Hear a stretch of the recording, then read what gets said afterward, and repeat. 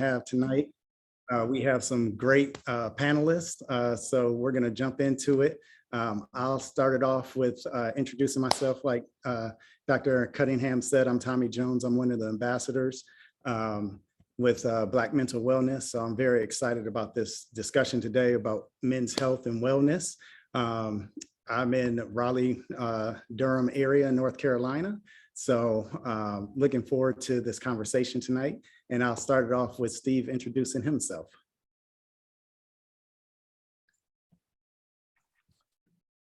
Good evening, Stephen Freeman. I am a therapist and I have my own private practice, Renew Counseling and Therapy, and I am very excited to be a part of this panel. I thank Tommy for reaching out to me with the other panelists, and this is going to be something amazing for everybody that's attending.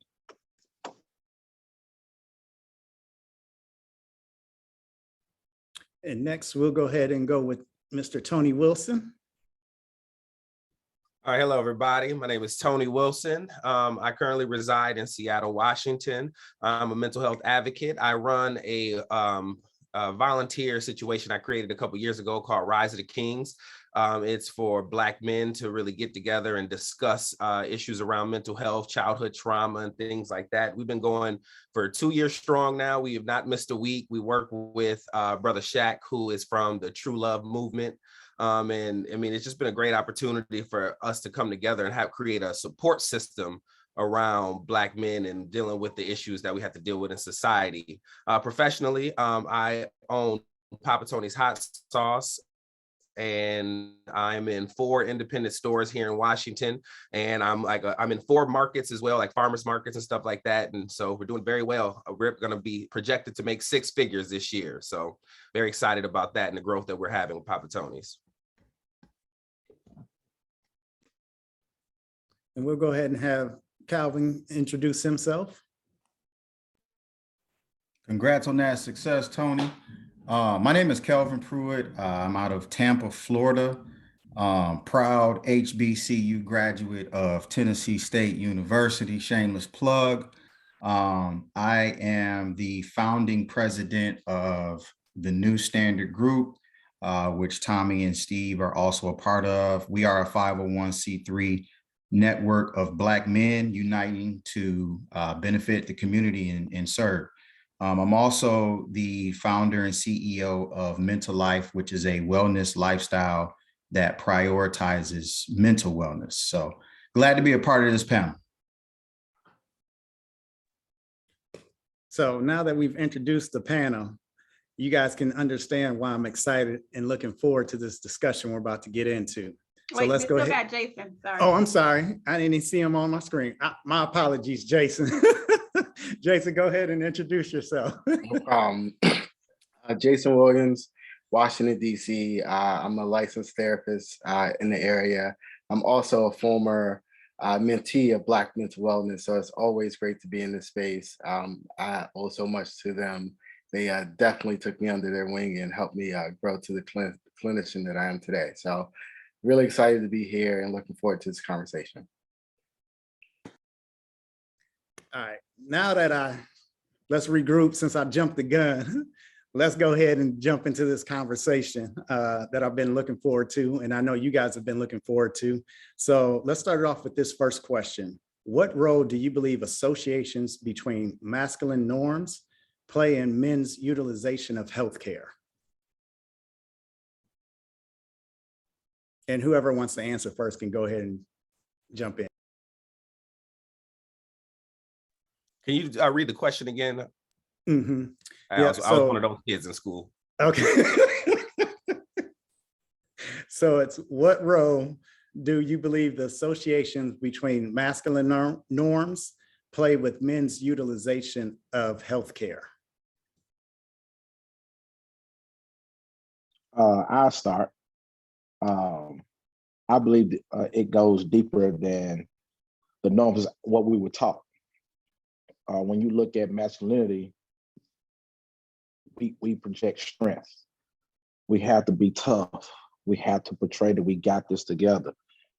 I can do this by myself. I don't need any help. And with that hard statue that we like to portray at times, if we seek out help, we think it's a sign of weakness. So we like to move in a way to where it's acceptable to what the masses think is what strength looks like. And if we say, man, I'm struggling here, I need help, even just reaching out to friends at times, we hesitate to do because we don't want to come off a certain way, knowing that we have those friends and those advocates in our life that can help us along the way. But at times men get in our own ways because we don't want to be perceived in a negative light than what we want to portray.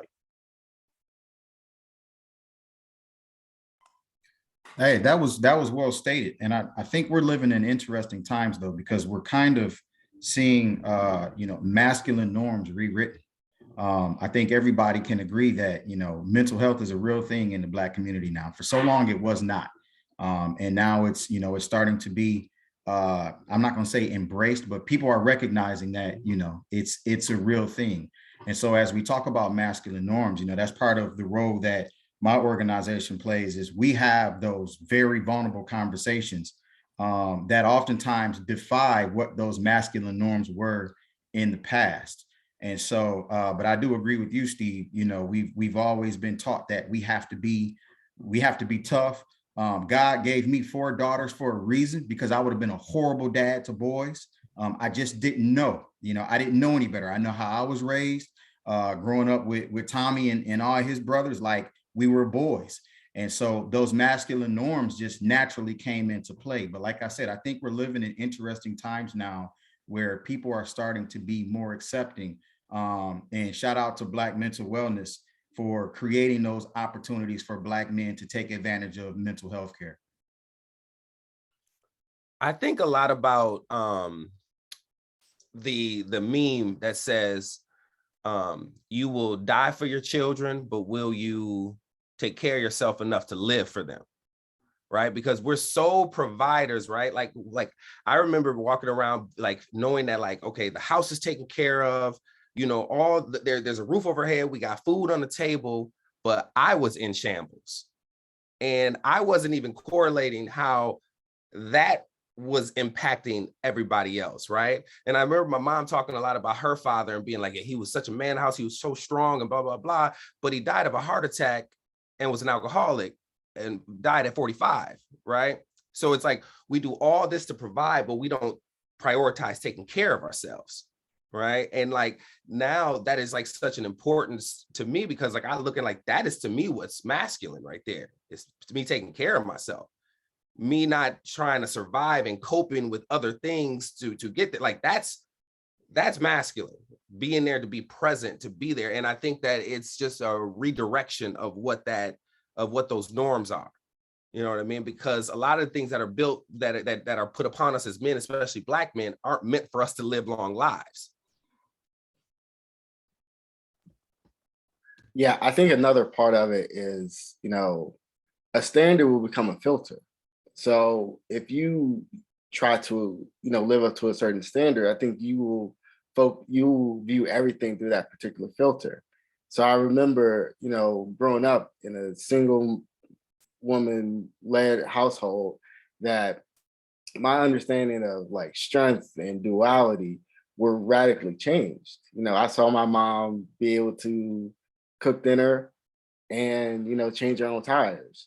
So my understanding of like the fullness that I could step into was solidified by the examples that I had.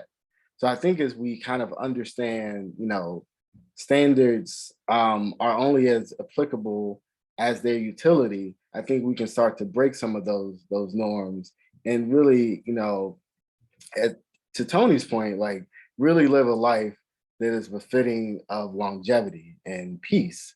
And if those things don't kind of fit in that standard, then I think we should just be comfortable with rejection of that standard. So kind of a follow-up from what you guys were saying, something that kind of popped into my head was, we're talking about masculine norms. So what why do you think we focus so much on the strength part and not some of the other attributes in terms of masculine norms, like the protection and provision for our family? Because Tony, to your point, you talked about, your grandfather was able to provide all this in terms of a house and food and everything, but he himself wasn't there to continue to provide and protect his family by living a healthy lifestyle. So why do you guys think there's so much emphasis, especially for Black men, and when it comes to the masculine norms, where it seems like the sole focus is on just strength instead of some of the other attributes that are normally associated with with masculinity? Well, I'll say for that one, I think that's a response, that's a reaction to not having a sense of our power, right? I think society in general, like being a Black man, you literally have to prove your worth. You have to prove your power at every point. And I mean, if you look at the Will Smith slapping Chris Rock thing, that was an example of that man feeling powerless for a long time, right? And I think everything that we do in our society is us feeling very powerless. Like, I don't know how you guys were when you first got your college degree, you were like probably running around like with that like plaster across your forehead because you were trying to prove to somebody, I'm not that dude. I'm not worthless, right? So we're constantly told that we're worthless, and we're constantly fighting that the strength ends up being the thing that we have to prioritize, right? To even make ourselves survive from day to day. But then when you realize with this work that you do when it comes to mental health and wellness, you can really find that sense of power within that. And that really changes that can change a lot of your direction, because a lot of the things that I know, me personally, a lot of the things that I used to feel weak on are now strengths to me. Hey, Tommy, think about how many young boys grow up the man of their house because dad isn't there. And so when we talk about that strength from a young age, they are trying to be that protector, of the household. And I think that's where a lot of, I guess, the callous is developed, in that they have to be strong. And then it actually becomes a toxic trait oftentimes when they go into marriage, because they're still in that same mindset from what they thought they had to be as a young boy. And I think that's widespread. And I mean, I grew up with a stepfather, but he worked second shift for pretty much my entire upbringing. And so I was the man of the house, you know what I'm saying? And so I think that has a lot to do with it, is the amount of young Black boys that grow up without a father in the home, and they have to be that man of the house at such a young age.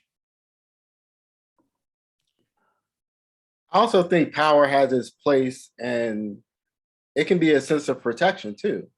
So if I walk into a room and I have a scowl on my face and I'm really puffed up, then that's sending some messages for people to kind of give me space and to not engage. So sometimes if you come into a space where you're kind of more open, sometimes you can be taken advantage of. So I think strength and power kind of go hand in hand, but I think we're learning that those things aren't always domineering, that you can be powerful and you can be strong, and be reserved and be a person who kind of functions well within themselves, that you being thoughtful can be powerful. They're not always reacting is a sense of power. So I think some of those things unfortunately come up as defense mechanisms, that, strength and power and dominating is a way that some people just kind of push people away, and they may not even be aware of that when they're doing it. What you just said was profound, Jason. That's a lot of what is being seen, because they're using their mindset of being a protector as a defense mechanism, which a lot of times we see come out as aggression, not really honing in on what a protector really means. You can be protector, you can protect, but it's a certain way of you protecting. And a lot of times when, like going back to what Kelvin said, when you have young kids, young men being placed in this position to where they are having to, in a sense, think they're the man of the house, they find themselves now portraying as a man. So when a man like me tries to give them insight, they feel as though it's coming as disrespect because they feel as though they're entitled now to be able to say what they want to say, act how they act, do what they want to do without any reservation because of the position that they're holding inside their home. And there's no one inside the home that's showing these young men how to go in their protective nature because you are doing more things. So when men come into play, we get resentment. You disrespected me. You don't know what you're talking about. But all we're trying to do is guide them into the way they want to go. But they have already played in their mind, you can't tell me anything. I'm already a man. So you telling me at 14, 15, you a man. But that's internal. That's how they are internalizing everything. So it's now, how can we rewire that? Because when the mom's working, we just have the young men at home, but the young men are resenting and not listening to us. How can we feed in the positivity into them when they are resenting? I just thought of something really quick when it comes to like the protecting and not knowing how to protect. But like they perceive protection as one thing, but when they get into relationships, right? Protecting the house, I'm strong, blah, blah, blah. But they get into relationships and the relationship crumbles. And they're like, but I took care of everything. I protected them. But then I realized that the protection is also them protecting a person's well-being, right? Like being like, making sure that you're of sound mind, right? Like if that person if your partner can look at you and see, okay, they're taking care of themselves, they're loving themselves, that means they're loving me too. When your person can't see that in you, then you're not protecting them in that aspect either. So it's very interesting you put that out there because I think that's an aspect that a lot of young Black men don't think about, right? They're like, the decisions you're making don't make it safe for that woman or whoever your partner is to be around you. That they do not know how to be emotionally mature. And that's what it boils, what you just stated. The emotional aspect is detached. So all we know is, or all they know is, provide, protect, be the security, be this, be the enforcer. But we're missing out on all the things that make the woman happy. So their relationships crumble because emotionally, they don't even know what they're looking at. All they know is, I'm protecting you, I'm bringing some money in, I'll provide, you feel secure, you're safe, I shouldn't have to do anything else. And they're missing the mark so much. Steve, I'm gonna take that a step further and say, when it comes to young boys, they're not able to even identify emotions other than anger, rage. By day, I'm director of school leadership for an education company, and when I'm on site, a lot of times, first off, the boys think I'm crazy because when they come up to me, I don't want to shake your hand, give me a hug, dog, and it's like, it's almost like I got cooties. They don't want to touch me, but it's like, man, no, I'm gonna show you I love you, bro. And that's new to them. But once they get past that initial barrier, now they looking for me. And the second thing is, when they're fighting, which I got a couple that, they like Floyd Mayweather around their school. They don't understand that they're wanting to fight because someone hurt their feelings. And when you tell them that ain't nobody hurt my feelings, I can't get my feelings hurt. No, he hurt your feelings. And so they don't even identify with a lot of the emotions that, that we all deal with because of that, what they think is masculine. So it's unfortunate.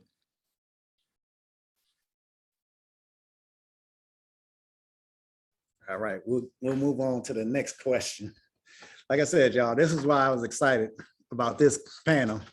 A lot of nuggets being dropped here. So the next question is, diabetes, depression, heart disease, prostate cancer, and stroke are some of the top health concerns that men face.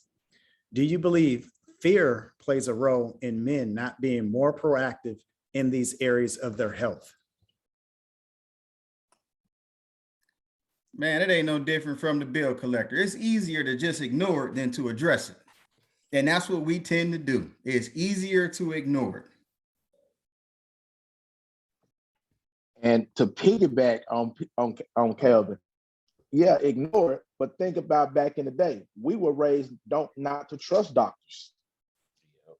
So from generation to like, man, don't trust them doctors. You can go, we got a home remedy, cod liver oil, all this other stuff that we take to get rid of everything. But why go when we're told we can't really trust them? They don't know what they talking about. We know, we've been through this. Drink this, well, you'll be all right. So it's the unknown. And as well as it being the unknown, they don't have the desire to know. And they'll be okay with, I just deal with, I've been dealing with it this long, not realizing the importance of just going to see what it is can change your life. But again, going back to that protective, going back to that masculinity, going back to that I'm strong, I don't have to go. It's a revolving door.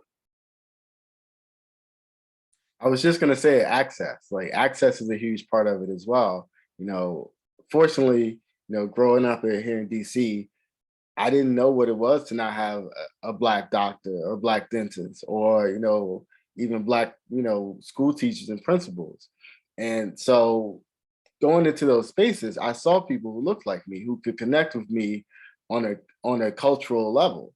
And I think that, eased any, additional anxiety that I had about what it meant to kind of go into those spaces and to ask for help. So when you have competent, providers who look like you, who can speak to you from a familiar space, that makes a big difference as well. But I do think that there's also, there's something to be said about when you are in a position where you are not well, you have to come to a place of change. And we know that there is a series of change, and it's, pretty well laid out. And I don't think that we get to that place of change, unfortunately, before something detrimental happens. So maybe that is fear. But I think, we all go through the series of change. I think we have to, be held accountable by people who love us. And hopefully those folks don't enable some of those bad habits. But I think the access point can be, undersold. Having people who look like you, who care about you, who are, talking to you in a way that you can understand makes those experiences with those, doctors and other healthcare providers that much more accessible and easy. I also feel like I think what everybody said is correct. But I also feel like it's another component of like, loving yourself, right? Doing that preventative stuff. And I'd love to one day with you fellas, like sit down and like compile a list of what you look like, what you feel like loving yourself looks like, right? Because I'll say this for me, the last month, right? I've been to the dentist 5 times in the last month because I didn't go to the dentist for the last 4 years.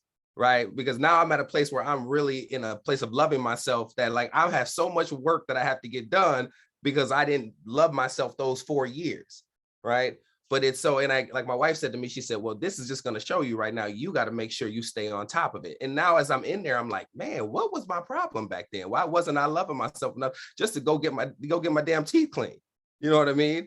But yeah, I just think that that's another aspect of being taught to love yourself in those ways from, young. Hey, Jason, I like what you said about access. And I think that is a little bit heavier than what I initially thought about it. When we talk about access, I also think about exposure. And so if kids or if adults growing up were never exposed to the doctor regularly or going to the dentist regularly, getting those checkups, then as adults, we can't expect them to just, the light bulb's on. And so that exposure plays a huge role. And for a lot of our inner city kids whose parents may or may not have insurance, that's a difficult thing. And that's something I always fight within our education system. Why aren't we teaching about these things? Why aren't, these are life skills. These are things that kids. So I like that you said that about that access.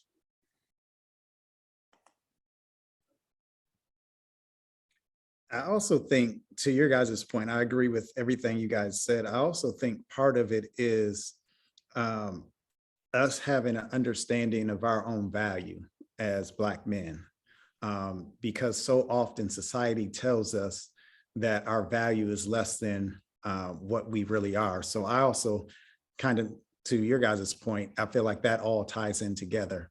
The value of yourself and your worth, your love for yourself, the exposure is huge. And then also a lot of times the focus on, if I go see this doctor, they're going to tell, whatever they tell me is going to be negative, instead of also looking at the other side of it and saying, you know what, I go to the doctor and they're going to tell me I'm doing really good and I need to continue doing what I'm doing in terms of my lifestyle.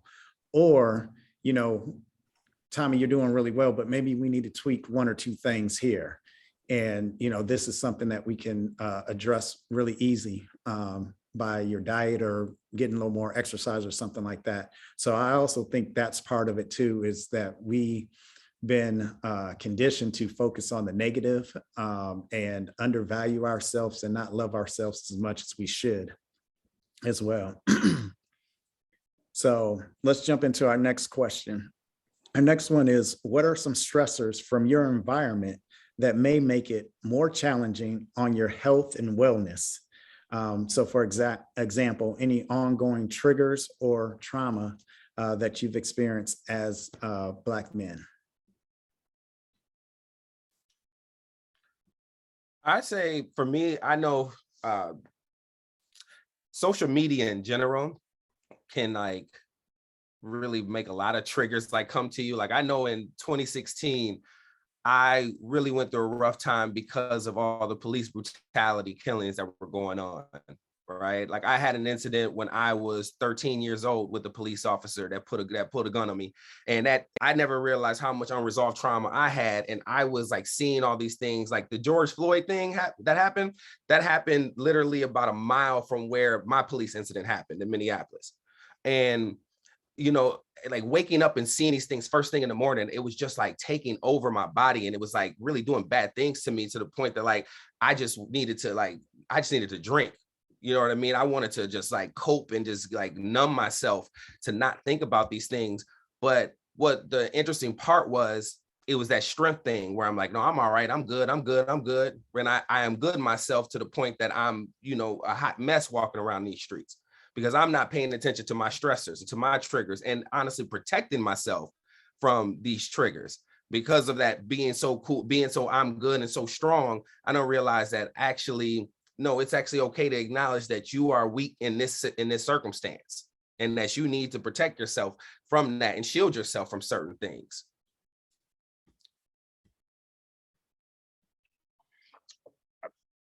That's a good point.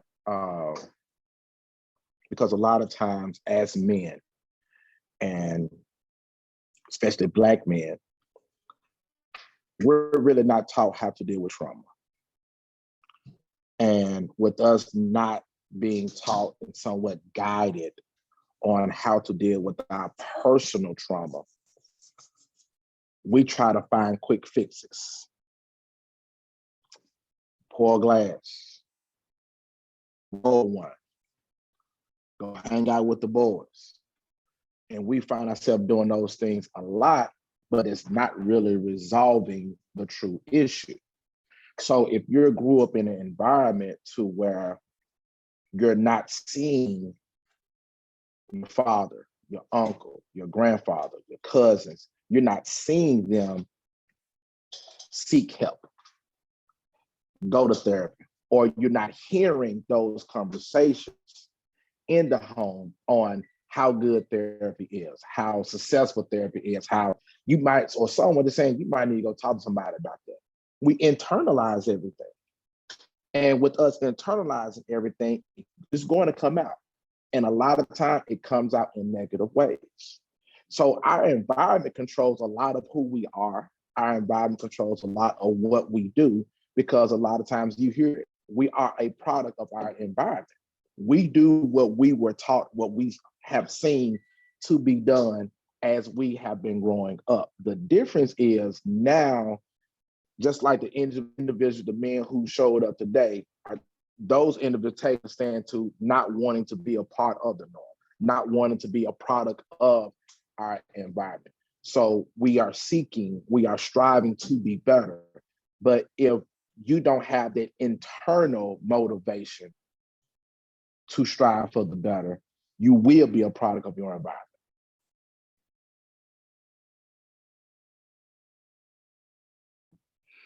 I think it can be difficult to not see things that happen in our world and not connect with how they could also happen to you. So, when Ahmaud Arbery was killed, I had a son who was in Atlanta who liked to go home runs. So how do I not connect with that could have been my child? With this recent, school shooting, I have a child who's in a school setting like that. Am I next? Are we next? So I think to Steve's point about coping mechanisms, they can show up sometimes in a negative way. And I think that, what's important, and it's always important to be strength-based, is to understand that, terrible things unfortunately are going to happen. And some of those terrible things are going to visit us personally. But it doesn't mean that everything that's going to happen is going to be terrible. It doesn't mean that we don't have the ability to make it through terrible things in a productive manner. But I think, this is where, being grounded, being centered, having those therapeutic spaces is really important. And if, you have those therapeutic spaces, whether you're sitting with a therapist or not, if you have a space where you can relax and, come into yourself and you're not called upon to do anything stressful, I think you can go to that place, whether that's running or, yoga or, prayer. And you can do those things when times do get hard. And that can kind of push back a bit of the tough things that are going to happen to you and that are going to happen to us. And being in that space will do wonders for you. Having those, patterns of release and reflection will help you get through those tough times, because unfortunately they are going to come, and sometimes they are, baked into our very environment. We all have to get up and work and provide and do the best for ourselves and for our families. And sometimes that work can be, overwhelming. But if you can build in those, releases and those, spaces where you can be relaxed, and I think that's the pathway forward to really be able to deal with it long term. And I feel like, piggybacking off of you real quick, that's where you can give yourself the most grace, is because you're doing the best with what you have. So however you're coping at the time is just what you have. It's probably either what you've seen or what you haven't seen. But the beauty of all that is there is ways for you to learn those proper skills, those skills that are going to actually help you in the long term, in the long run. So that's where, like, to anybody, even just in that moment of, like, if you're in that cusp of, like, you're still yesterday's person, but you're looking to be tomorrow's person, like, just know that there is that ability to learn those new skills so that you are coping in ways that are, creating longevity for you and your family. That's a great point that have been made. One of the things that's in the chat that I think is really fits a conversation that we're talking about in terms of triggers is share with us for our audience a little bit of your experience that you may have had in the workplace that have at times been stressful and been triggers. Because I know we've all dealt with them as Black men. I know I've had my fair share of, especially working in higher education and working with college athletics, where they're so used to dealing with young Black men that they have a perception of that are not intelligent, that they're only athletes. So when you're able to come to the table, be very intelligent, come with innovative ideas and strategies for solving problems, and at the same time, get these young men to learn and grow and develop.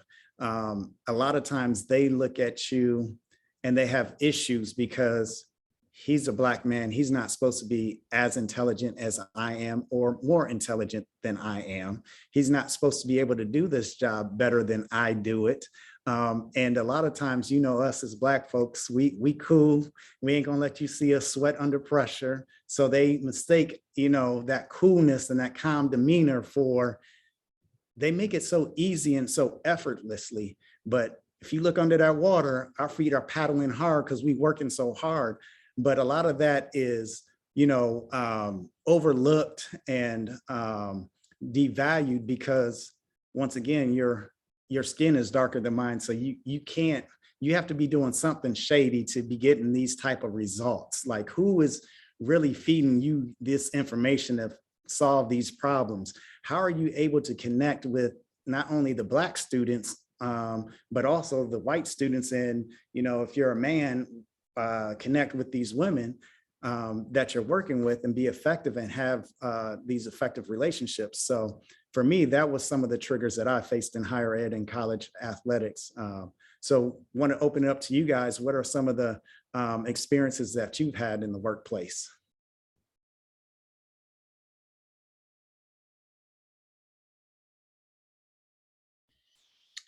Microaggressions.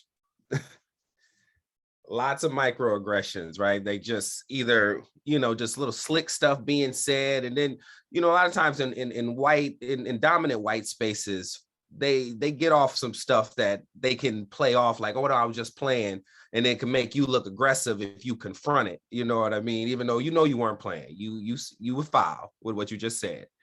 So there's a lot of microaggressions. And like you said, just like having to keep on a face, you know, having to keep this straight face, even though you realize that you're not being treated fairly, that things aren't going the right way. And that stuff can take a toll on you. Because again, you know, at that time, I'm thinking my worth is tied to what I can provide. And the fact that I'm having all this trouble at this job and I'm just trying to survive in this job and provide for my family, but I keep having these issues, you know what I mean? But then again, that's why I work for myself now, so. And I had difficulty dealing with a narcissist. But what helped me out being in the position I'm in, I had to retrain my mind on how to deal with him. Because he was a narcissist. But with him being a narcissist, he also had an envy toward me, like what you kind of spoke about earlier, Tommy, because of where I was and what I was doing. There was envy. So he was in a position, you wanted this position. I never strived to be where you were, right? Or where you are.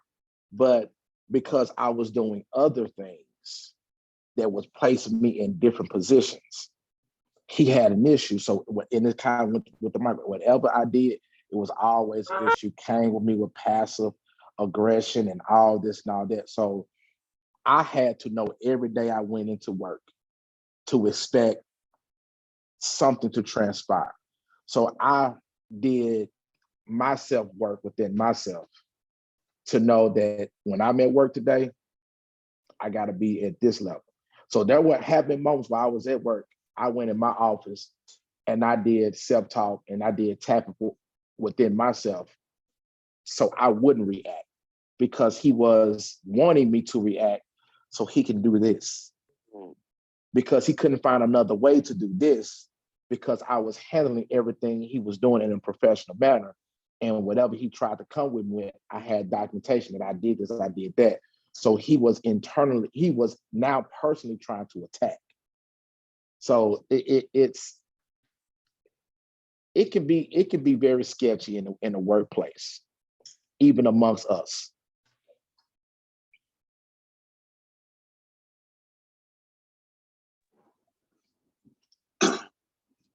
Just to kind of add to that, can you guys hear me?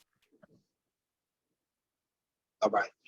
Just to kind of add to that, my name is Elijah. I'm fair. I know a few of you guys from Seattle, Washington as well. Just to kind of piggyback on what Steve is saying, I'm now going into my 20th year in the military. And the biggest obstacle that I'm seeing with everything that's going on is that politics, identity is now getting in the way of the armed forces. I go in every to keep a team together that is solely divided based off of what they believe in nowadays. I almost just was telling some of my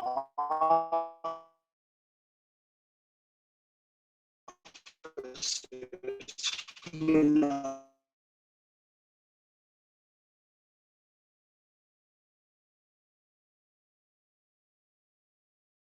can you hear me? You're breaking up a little bit. I'm sorry. What was the last thing that you guys heard? About trying to keep your team together? Oh, yeah. So it's like it's been really tough these past few years to go in and try to keep the camaraderie within our armed forces. You got different groups. Like I remember I went into a formation. I went into the drill hall to call a meeting. I see whites on one side, Mexicans on one side, and blacks on one side. And I just had a moment. I was like, is this what our military is turning into? And I just think that, you know, as black folks, we're a very reactionary people. And I've had to, you know, talk to several people. I've talked to KP, I've got my own mentors. And I think the one thing we have to remember is kind of like what Steve is saying. We have to keep that mental agility. But I think we have to do one more step. We have to become critical thinkers. We can't be so reactionary to certain things. And I often see that nowadays is everybody wants to get a reaction out of us. But to be able to just take a step back and assess the situation and see it through that different lens, you know, we tend to be able to solve the problem, at some point. But just to piggyback off of what Steve was saying is that, you know, we now have to play one step ahead in all of this in order to keep our sanity. And I actually think it's a good thing because, you know, being one step ahead of the problems, it gets rid of anxiety and what could happen. You can almost predict is what's happening. And that's how, you know, I've been able to kind of manage those microaggressions and those certain things, especially in the military. The military is so racist now that you have to have something to hold on to. If it wasn't for Black history and knowing what soldiers before me went through, and the things that they didn't get after wars, I don't think I would have stayed it this long. What I'm going through is very small. And I think a lot of gratitude goes into a play in some of this as well. When I think about soldiers that went through worse things that I've gone through, it kind of tends to let me say, hey, you know what? I'm just blessed and I'm just glad to be here.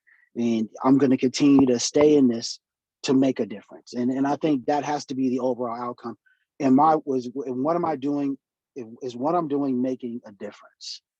And so, yeah, that's pretty much all I had to say about that.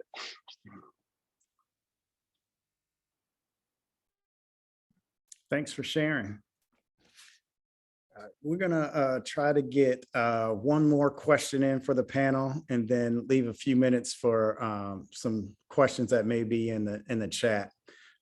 So this next question is what are some of the steps you guys take to ensure your health and wellness? I'll take that one. And Tommy, you and I have had countless conversations about this. There's a word that comes to mind, and that's intentionality. We have to be intentional about making sure we are taking care of our health and wellness. And I actually separate, when I do my workshops with Mental Life, I separate health from wellness, simply because we can be fairly healthy without doing anything. But when we talk about wellness, that takes intentionality. That takes doing things on purpose with a goal of addressing and strengthening a certain area of your life. And so for me, my wife thinks I'm crazy, but I have a routine that I do every single day. From the time that I get up, I have certain things I do to start my day. And when I go to bed, I have certain things I do to end my day. And with all the crap that goes on in this world now and all the just normal stressors that we all encounter on a day-to-day basis, I don't know how we survive in a normal state without being intentional about addressing some of these things. And maybe that's just because I've reached a certain level of wellness on my own, but it absolutely takes intentionality. And that is the reason why I started Mental Life, to teach people how to incorporate and integrate small, healthy practices into their everyday lifestyle so that they are working towards wellness. What I do, I take breaks, right? Breaks are very important to me. I used to be somebody that really thought like you just have to go, go, go, go, go. I used to call myself the grind god, right? Because I'm just like, I'm a grind, I'm gonna get it. And that is for the birds.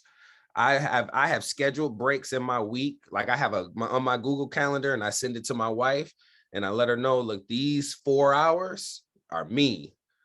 You don't ask me to do anything, right? I'll make sure the baby's fed, but I might go into the room. I want that time to just me to decompress and relax. And after I started doing that, it started getting to the point that I can actually now take a 20-minute break in my day and be really energized. Like yesterday, I had a 12-hour day because I had to shop for my company. Then I had to go actually produce my hot sauce for a big event that I have. So it was 12 hours. So in between that, I kept taking these little 10-minute breaks, just sit down, not think about something, pray, meditate.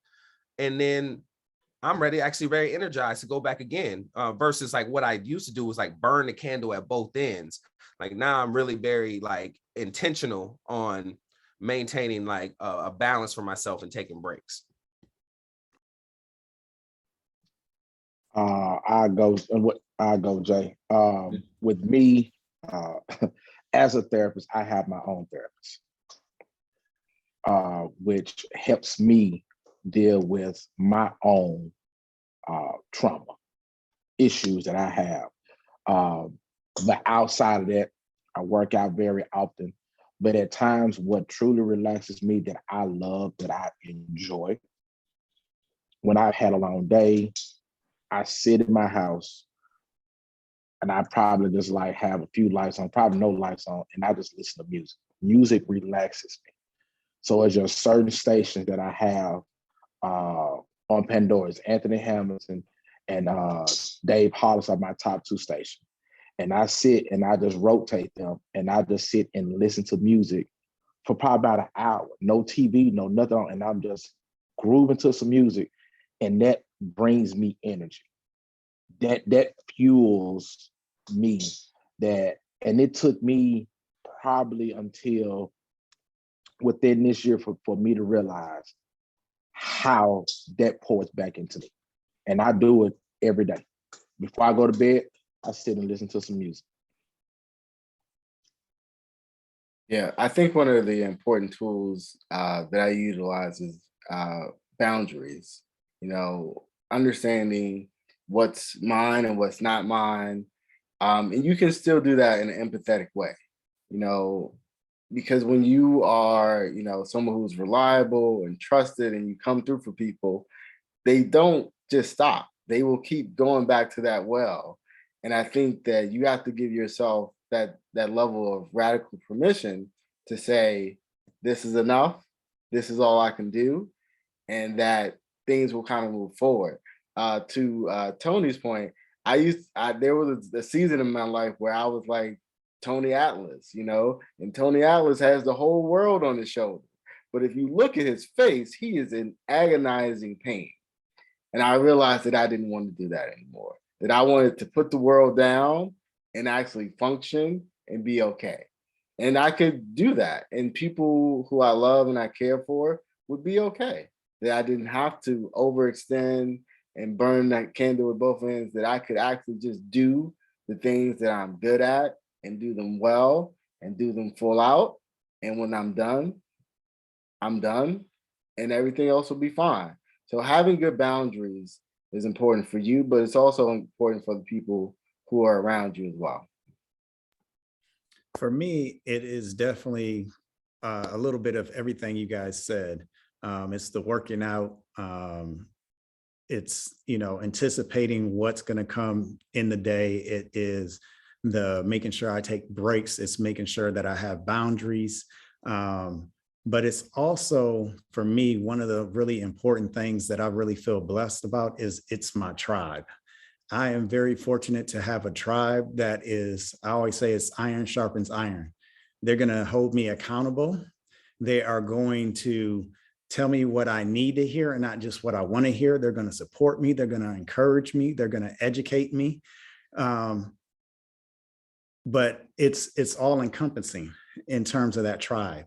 And so for me, that's a part of me making sure that I'm taking care of myself physically, mentally, and spiritually, is all the things you guys talked about, but also having my tribe.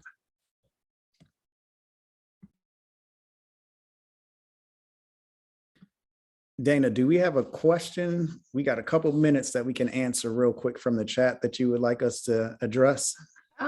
I did see one about suggestions for being less reactive, and then another question about kind of creating space for men to address issues. So not sure if any one of those jumps out at you all. So Richard asks, how can we talk about the materials needed and characteristics of the safe space we hold for one another? So either of those jump out at anybody? I mean, for me, the safe space, I always go back to first, you have to be honest with yourself and be vulnerable with yourself. Because if you're not going to be honest and vulnerable with yourself, you're not going to be honest and vulnerable with anybody else. And so you're not going to be able to be open to receive the help that you really need. And then for me, a situation like that is, once again, it goes back to my tribe. Who do you trust? I forgot who said it earlier, kind of kicking us off, that it might have been Steve, that we can't do it all, that you can't do it all by yourself. And once you really not only realize that, because I think a lot of us realize that, but that you accept it and you embrace it and work towards it, then you create that safe space that you need, and that also others need a lot of times too. Hey, Tommy, to piggyback off of that, one of our guys in the group, he's always talking about how, as Black men, the number one thing we do when we get together is just start lying, and especially in the barbershop. Everybody was an All-American this, somebody scored 85 points and won basketball, just be lying, and like you said, it's just learning how to be honest. Because the reality is, and what I found in creating and running this organization is, when people are able to see your authenticity and they're able to see that you're comfortable being vulnerable, it then opens them up. And most of us are looking for that anyways. And even going back to that masculine role, we want to be able to put that guard down, but sometimes we feel like we can't. We feel like we have to be a certain way. And so for me, I try to keep it 100 with everybody, and I'm open. It's therapeutic for me to tell some of my character traits, some of my toxic traits, some of my flaws, because then that opens the door for somebody else to share. And now we can have a real honest conversation. So I think that's one of the key ingredients with having that safe space is, like you said, Tommy, just being open and honest with yourself first. Yeah, you have to be the biggest representation of it, because the world is so unsafe for Black people in general. I mean, I don't blame any Black person for not feeling safe enough to be vulnerable, but it's just, you have to be that. Like, one of the people that's in here right now, he's a part of my men's group, and we've been rocking for 2 years. And it really just started with me just being vulnerable about the struggles that I was having. And I battled with that too, because my pride was like, man, don't tell these people what you're going through. But then at the same time I've really opened the door for a lot of Black men to, start to heal and start the healing process. And then in turn, created a good network for myself that, like, I don't ever see myself going through some of the things I went through in the past, because I know I can call on the 20 other brothers that are in my group if I'm ever having any struggle. And if I had not put myself out there and kept it bottled in, I would still be on that road or dead right now.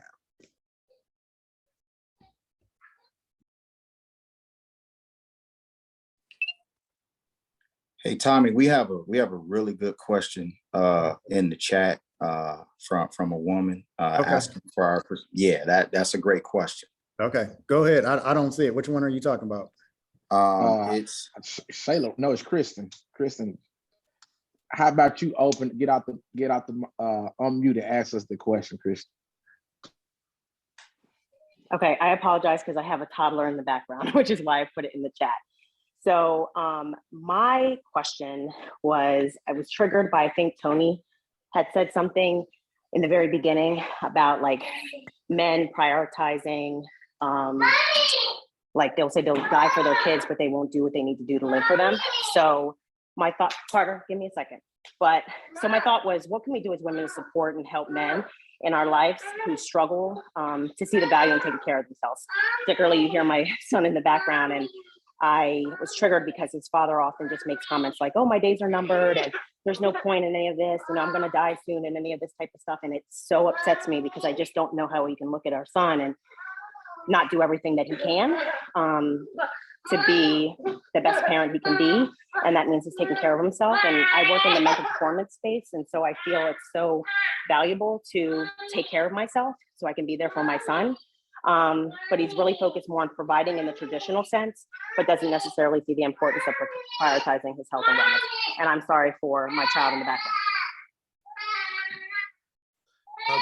I could answer that personally because I mean, my wife, you know, I mean, it was almost the same thing, right, with me and my wife, except for like the hard part about it is only I can change and make the change that I need. Only I can actually do that. But I always say I respect and I love my wife for her leadership for when I was not of sound mind, right? That she did not give up on me, one, but she also is the one reason when I started going to therapy. That's my toddler right there. She's the reason why I started going to therapy. She went to my first, 3 therapy sessions with me, right? Then I got comfortable, and then she just kind of fell back and let me handle it because it was ultimately things that I had unresolved issues with that I had to figure out. But a lot of the things that was going on with me personally was like stuff that I had made up because the kind of person my wife is going to love me and look at me as a strong man, even if I ain't got no money in my pocket. Right. But it was stuff that I had to deal with, but that support, looking for resources if need be, that kind of stuff helps. But yeah, that's what I say about that. Yeah, as Tony, go ahead, Steve. Now I was going to say, as Tony was saying, it really is something that the man has to change, and it's tough because that's a mindset issue. The comments about my days are numbered and things of that nature, that really is a mindset issue. But also, we get it really confused, especially when we go into marriage, because of what we think providing really means, what we think submission really means. And a lot of times, those are some tough barriers to break as men. And so, all I can say is patience. As Tony said, his wife was very patient with him. But I'm gonna let Steve give his take on it. Now what you two, Tony, you Kevin, y'all hit, and Jason, you can probably piggyback on me. I'm gonna respond from a therapist standpoint, right? So, and I see this very often. You have more women already, but I'm starting to see the stigma change with guys. But speaking about your husband, there's something internally that he's battling with that he does not know how to resolve. And as his wife, there's nothing, sad to say, nothing you can do for him to see that within himself, but continue to be the wife that you are, love him unconditionally.